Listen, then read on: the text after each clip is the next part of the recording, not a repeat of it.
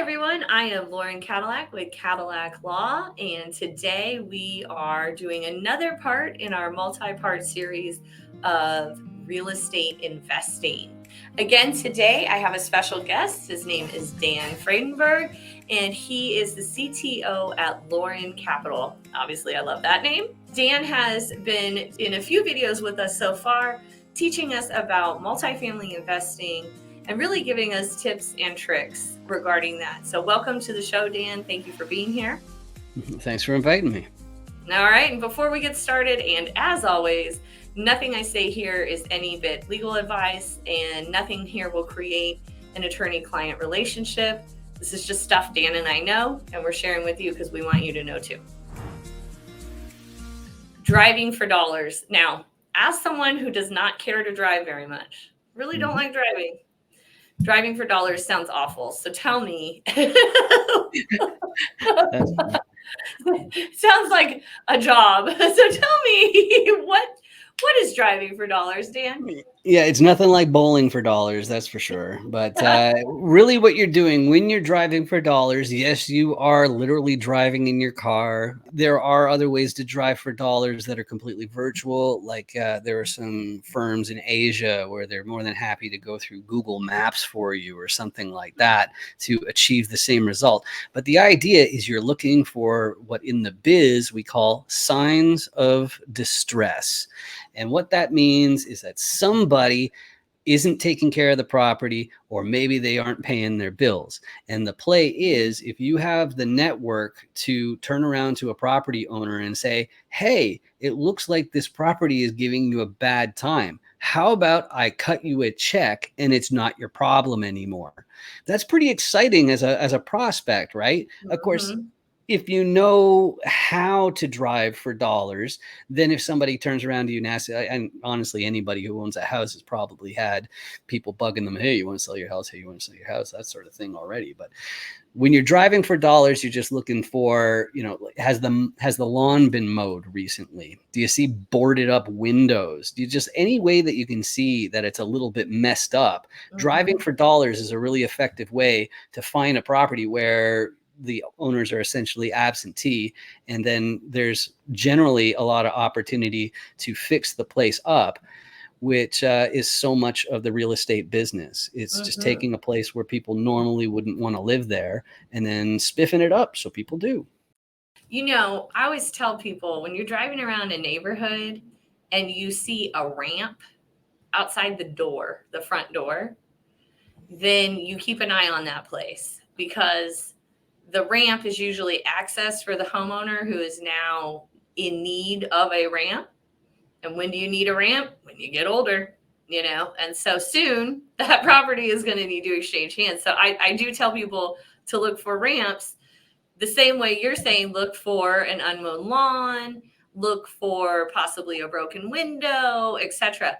So if I'm driving around and I find those things, do you have any suggestions on how to find the owner? I mean, sometimes you see the broken window and, how do you find the person to go make that offer to?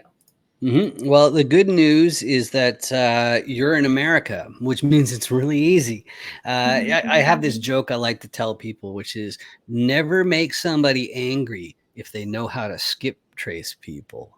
And then the next right, the next question inevitably with the deer in the headlights looks, how do you skip trace people? Yeah, what is skip tracing? You go to a skip tracer. That's how you, right? And then you pay them. That's how you skip trace somebody. You pay a skip tracer. So the easiest way is whatever information you do have, you just throw it past a skip tracer, and they can generally find the owners. But there's also software out there that compiles all that information. It's pretty amazing the amount of data that's out there. And of course, me being from the communist north of Canada, that's why I bring up the fact that, like, apparently skip tracing somebody in Canada is like 5 figures, which is just absolutely nuts. Because that's wild. Yeah, I'm pretty sure in the US you can often skip trace somebody for about $10. Yeah, I don't think it's difficult. And I would even go so far I know for a fact that in Texas and Arizona that you could just look up the county and go to the county appraisal district type in the address. Now, it might not be the actual owner that is listed, but it's the person who receives the tax bill. Mm-hmm. And whoever's receiving the tax bill might actually know the owner. I will Right. go a step further in Texas and, well, pretty much every state in the United States. You can go online and look through the recorded documents in the county record and find the latest deed. Find that person that way. But sometimes, trusts and LLCs will own the property. And so it seems to me a skip trace would be a great service to kind of figure that out. So if you're driving for dollars and you're seeing these properties, what are you just going to write the address down to go back and take that to your skip trace service? Or what is your suggestion? So there are a few different tricks, like there's like 8 to 12 anyway. So some of them involve, having little postcards, sometimes you slip them under the door into the mailbox or something like that. It's there are a lot of different answers. I've even heard some people putting for sale signs on the yards of properties that they don't have with their own phone number on there. And the whole purpose is just to get the owner to talk to them. Hey, I saw a sign for sale in front of my property. What the heck is going on? Hey, I wanted to talk to you, as a matter of fact. I started this conversation saying I wasn't going to give legal advice. I'm wrong. Yeah. Don't freaking do that, guys. Here's your legal advice.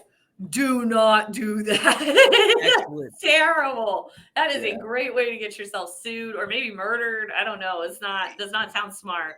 Right, exactly. But that's entrepreneurs. They do so much crazy stuff, but that's also why I focus on compliance and the digital side, right? I find the people who are on the straight and narrow. It's like, okay, I think they can keep doing this without getting me in an orange suit. Arrested or murdered or Don't put signs on people's lawns in Texas. We are allowed to own guns. Don't do it, y'all. Oh man, it's just I can just see now. Well, I watched Lori Cadillac's video. Oh yeah. There's a new strategy like that comes out all the time, and the long timers are just like, oh my god. Yeah. I would argue people should not do that, but I would say keep a notebook and write down the address, certainly. And that way you could get to your computer and try to maybe do some of the research on your own, hire a skip trace company if not. Yeah. Or even if you just have your laptop handy and you can use your phone's hotspot, you could sit there and do all your Googling while you're right in front of it. If you got to a place, you're driving for dollars, you get to a place and it's kind of run down, but you see tenants, would you ever suggest that someone ask the tenant, like, who's your landlord? Can I read? Do you have your landlord's number? Or?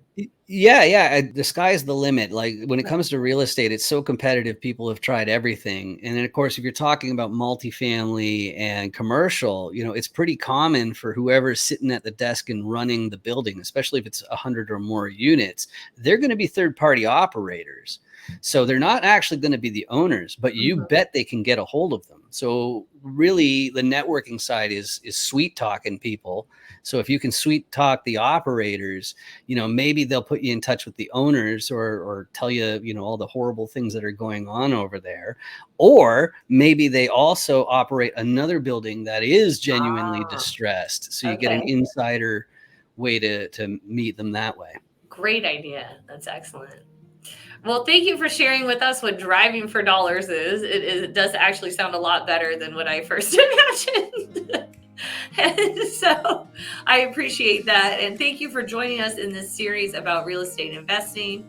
Thank you, viewers. I hope you've learned something today. Don't forget to hit like and subscribe and join us again for our next video in real estate investing.